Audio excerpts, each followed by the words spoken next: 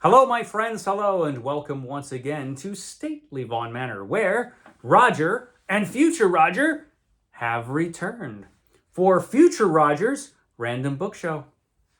So Roger and I do Roger's random book show, where we will wander around the manor and pick up some random books. But today, future Roger has returned in his time machine from the future. This is, of course, a future version of Roger who lives in the radioactive wasteland of the future. When is that? 2026? Something like that? Yeah, something like that. Anyway, he lives in the future, and he'll come back, his old crusty self, and, he'll wander around, slaughter a bunch of people like you did today. I hope you didn't kill everybody.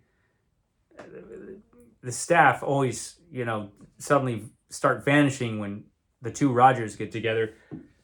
I need somebody to clean the bathroom. I'm not going to do it myself. And also, I can't cook. So, I hope they didn't kill everybody. But whether they did or not, they did choose some books to talk about today for his random book show, including Zane Grey. So it is still technically June on the Range. Still June on the Range at this exact moment. Not for much longer. June on the Range, of course, a reading event dedicated to reading Westerns.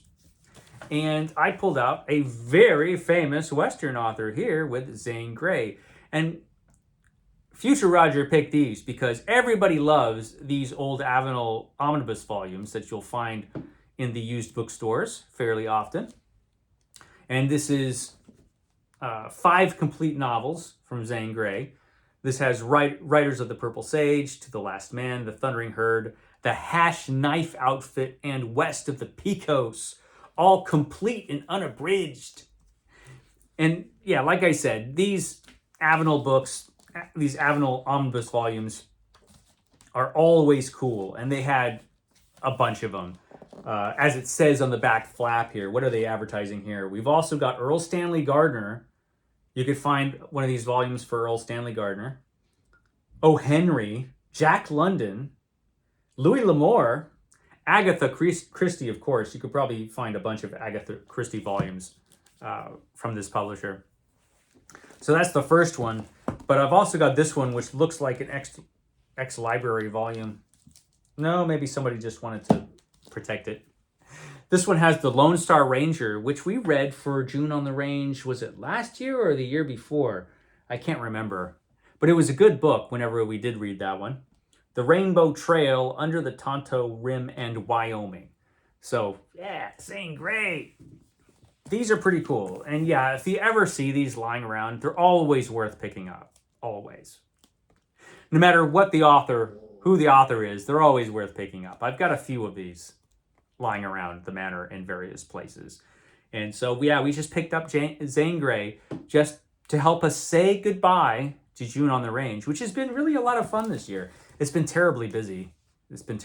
But I did manage to read some Westerns. So that was the first thing we have for the random books, and they are pretty random. The next one is a pretty old-timey book. This is History of the Ancient World. History of the Ancient World by Goodspeed. So this is a very old history of the ancient world. This is from 1912. So well over 100 years old. Not exactly up to date, this book. I mean, as far as the ancient literature it drew upon, yeah, that's still up to date. But there have been a lot of archaeological discoveries since the time that this was written. A lot of theories have come and gone, and so yeah, this is a book that is seriously out of date, but still I think would make a pretty interesting read. It's huge. It's not huge, but it's of good size. It's 500 pages. It just feels longer because it's so heavy, and it has a bunch of maps and cool stuff like that. So, A History of the Ancient World. This was published by Scribner's. Parthenon is the first illustration you come to when you open up the book. Really, really nice. So, History of the Ancient World by George Stephen Goodspeed, PhD, late professor of ancient history in the University of Chicago. But this particular edition has been revised since the 1908 edition.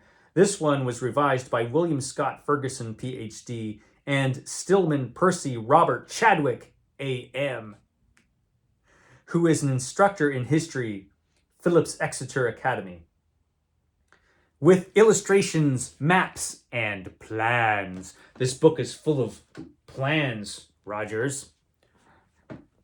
So this is awesome. I love ancient history. It is one of my chief interests. I probably should talk more about it than I do, but I'm too busy talking about trash.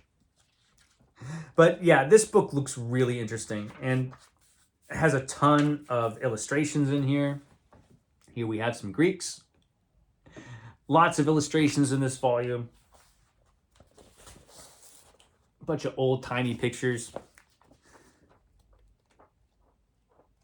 And some cool maps. This is the Roman Empire. This is the Roman Empire here. There's actually several, I think, maps of the Roman Empire in this volume because, you know, the borders kept changing. This is from Justinian's time. Yeah, Roman Empire under Justinian right here. So this looks really, really interesting, and I really, really want to read it and have for a long time. I think the only reason I haven't read it is because there's a 500 book challenge going on, and this book is 500 pages long. But it's awesome. It's awesome. Yeah, look at that. It's cool. So, yeah, ancient history is great, and this is an ancient history, practically. It's really cool. I mean, these old books, I have to say, these old textbooks, they were really built to last. This is 100 years old, and it's solid. I mean, it's cool. Alexander the Great. Yeah. I mean, this is solid, just as readable now as it was 100 years ago. Over 100 years ago now. It's awesome. So, yeah. Ancient history. Now, here's something just as classy. This is a random book show, of course. This is A Cat Called Hope. It's A Cat Called Hope from the great author Oliver Clark, who you might know better as CriminOlly. Yes, this is before his criminal empire got started. This is young CriminOlly there. He does look like he's up to no good, though, if you take a look at him. He's looking like he's up to no good. But his most famous work, Ollie, is A Cat Called Hope, the complete saga. Even that is a lie. He's so dishonest, Ollie. He did write another adventure of A Cat Called Hope that was not included in this volume. It's not really a lie. He wrote it after this volume came out. It's very slim. It's slim. But very popular here at Stately Vaughan Manor. The lady of the manor read this and thought it was great. All the dogs read it. They thought it was great too. Actually, they can't read, Roger. Roger read it. He thought it was fantastic. Future Roger read it, but he read it back when he was still Roger. So, very popular book. And it's timely because it's not going to be too long before August shows up. And Garb August is almost upon us. And this is actually perfect because it's written by the creator of Garb August. And it's about a cat who solves crimes or gets involved in crimes. You know, it's a heroic cat. It's A Cat Called Hope. So there you go. Had to pull this out. What else do we have here? I have Dracula. I have way too many editions of Dracula. Dracula is a book I love. This particular edition of Dracula I got from my good friend David Wiley. David Wiley, who has his own fantastic booktube channel. He hasn't done a video in a long time. But he used to, and he sent me this fantastic book. So this is Dracula. This is a Norton critical edition of Dracula. So it not only has Dracula, it has a bunch of extra Dracula stuff in it, which is awesome. But There is a newer critical edition. This is the old Norton critical edition. This is the old one. But it's full of good stuff. So we've got the authoritative text, reviews and reactions, dramatic and film variations, and criticism. So this is all about Dracula. So if you want to know about Dracula, this is a good book to have. Tons of notes and all that jazz. Do have the original title page from 1897 there. Then we've got the novel. We've got Dracula's Guest, which was a portion of the novel from an earlier version of the novel that was taken out and later published as a short story on its own. And then we have a bunch of reviews, dramatic and film variations. And so there's a bunch of stuff in this book. There's a lot of underlined things in here. This is suddenly sexual women in Dracula. Because you've got to talk about sex, apparently, when you talk about Dracula. Because this book is full of sex. It's not really, but everybody thinks it is. So there you go. Dracula, the unseen face in the mirror. There's a lot of cool extra stuff. But like I said, there's a newer version of the Norton Critical Edition, which I don't have. And so I wonder, is it a better version than this? Why did they, because I know it has different contents. I think they took some of the stuff that's in this one out and added some new stuff, hence the new edition. I'm just wondering, what's in it? What's in it? What makes it better? I don't know. I don't have it. I have this one, which is pretty good. And I do recommend this one. This one you can still find used, in the old beat up literature section of your local used bookstore. You could probably find a copy of this. But the new one, you can get new. What's in it? I don't know. You tell me. It's probably pretty good. What else? Oh, every time I do one of these shows, or Roger and I do one of these shows, or Roger and I do one of these shows, we have to talk about something from Robert E. Howard, my very favorite author of all time. And I pulled out Black Canaan. Black Canaan from Robert E. Howard. This is a Berkeley book. This is from the Berkeley series of books from the 1970s. These were awesome. They had these cool Ken Kelly covers, which always came out with a full-color fold-out poster. A full-color fold-out poster. Let's fold out the poster so you see what I'm talking about. So you get the wraparound cover. You get a little poster. And usually when you find these Berkeley books, the cover has already been taken out. Usually. But not in this one. Not in Black Canaan.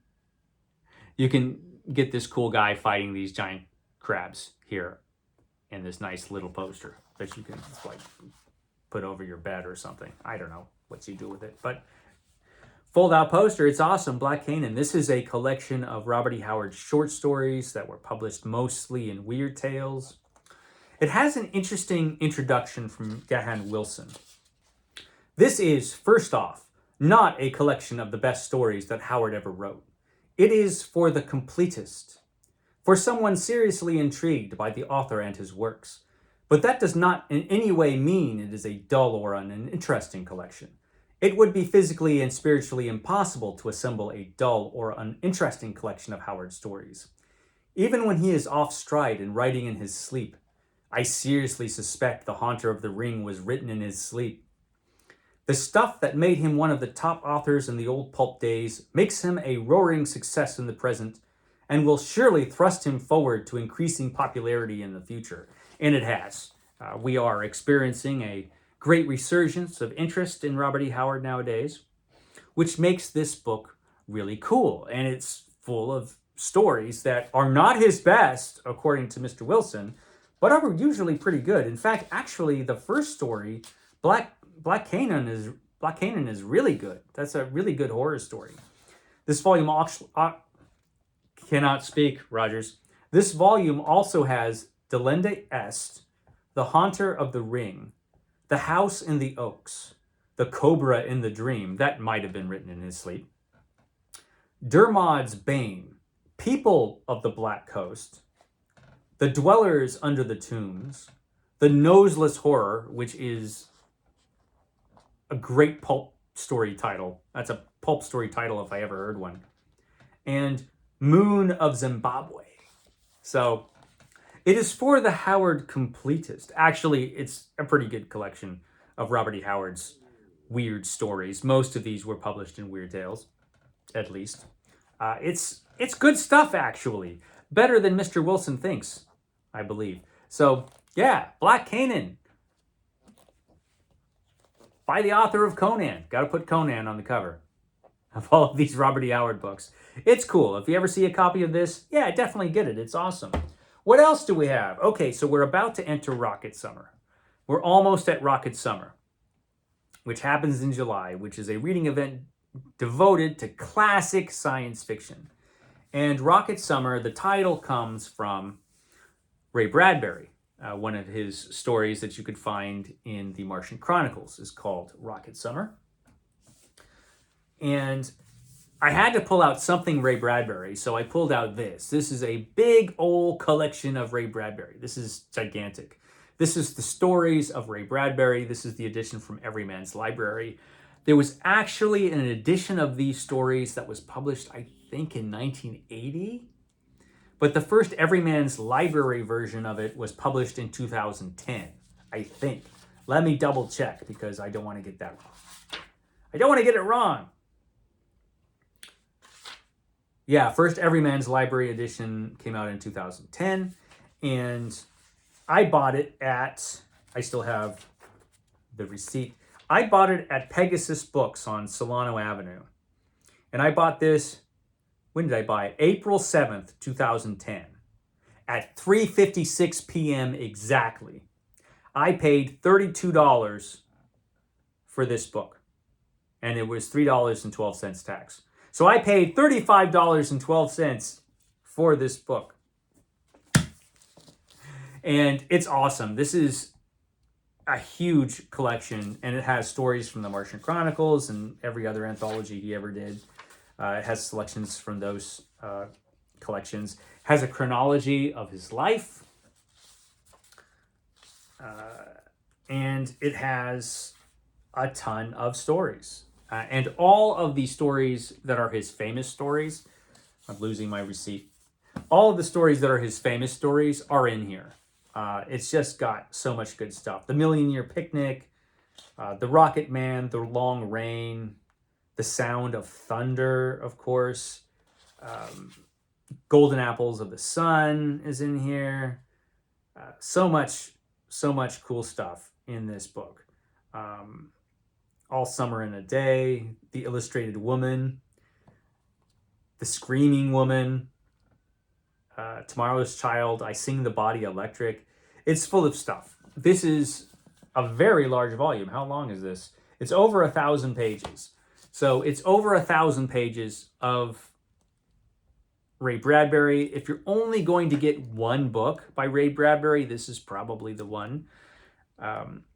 Even though he has a ton of really great books and he has some excellent novels. If you're only going to get one book, it probably should be something with his short stories in it because he was a great short story writer. And so I would say get this because you get a ton of books. You get a ton of stories in this volume, and it's awesome. And there you go. And Everyman's Library, they make good books. They publish good books. They're all very high quality. So there you go. There's that. Then I pulled out this old thing. This is A Century of Science Fiction, which is perfect for Rocket Summer for the week when we talk about, or when we read, for the week when we read books from the 1950s, because this has stories from 1950 through 1959. So A Century of Science Fiction, this was intended to be a series of science fiction anthologies. So this publisher, which publisher is this? MJF Books. MJF Books in New York. So they were going to publish a whole bunch of different anthology series where we're going to have a century of mystery, a century of fantasy, and a century of horror to go along with a century of science fiction. For example, according to the back, A Century of Science Fiction collects in one magnificent series of original anthologies The Greatest Science Fiction Stories of the 20th Century. This volume, The Greatest Stories of the 1950s, initiates the series. Edited by Robert Silverberg, one of America's leading science fiction writers. 5 projected volumes will cover the rest of the century by decade, with the first part of the century, 1900 to 1949, in a single volume. So that never happened. This is the only volume, as far as I'm aware, this is the only volume that they ever did for a century of science fiction. They also did 1 volume of A Century of Horror, which was the 1970s, which I also have. I think they did a volume for A Century of Mystery, although I'm not certain. I don't know that I've ever actually seen it. And I've never seen A Century of Fantasy, so I don't know if they did any volumes for that line. So this was a projected series of anthologies that just never happened for whatever reason, which is unfortunate because I would like to live in a reality where they did get published, because it sounds like a great project. A whole line of anthologies devoted to the 20th century, short stories in these different genres. This volume is excellent, which makes me think that the other volumes would be excellent. This was on sale for $8.98, but then got marked down to $5.98. What was it? $5.98? $5.98. I don't even remember how or when or why I got this. Well, I know why I got it. It looks good. But I don't know when or where I got it. I can't remember. But it has a bunch of cool stories in it. We've got Fritz Leibers in here with Coming Attraction.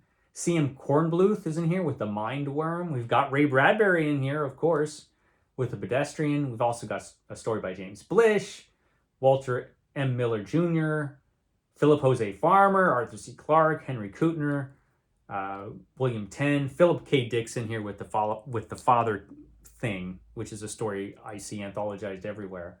Cordwainer Smith, Jack Vance, Poul Anderson. You've got a bunch of great writers in here. And the book is of really nice quality. So this was published, when was this published? 1996. It was published in 1996. It is in perfect condition, snow white pages. So it's a quality book. I just wish they had managed to publish the others. But as it stands, this is a really good one for Rocket Summer if you see this volume lying around. Now, of course, every time I do one of these episodes, I have to talk about a comic book. And so, since we're talking about Rocket Summer, it has to be a comic book with a rocket. So there we go. We have In the Days of the Rockets.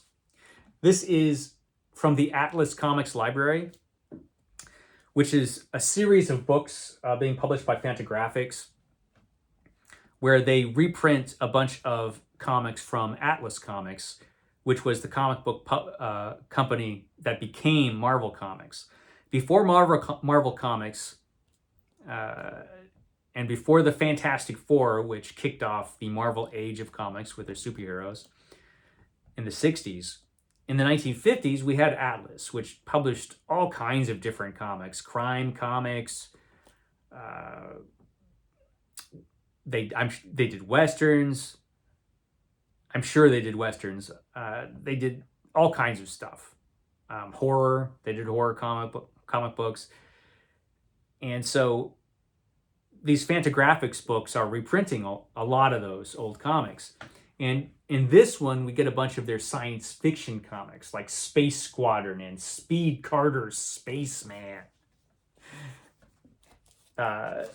These volumes all have great introductions. This volume has an introduction by Dr. Michael J. Vassallo.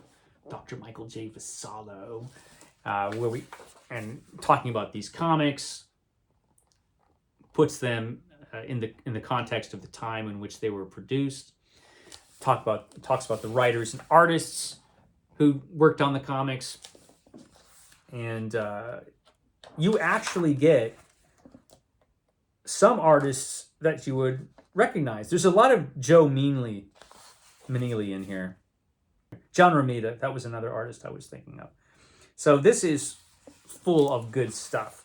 Very cheesy stuff, as you would expect.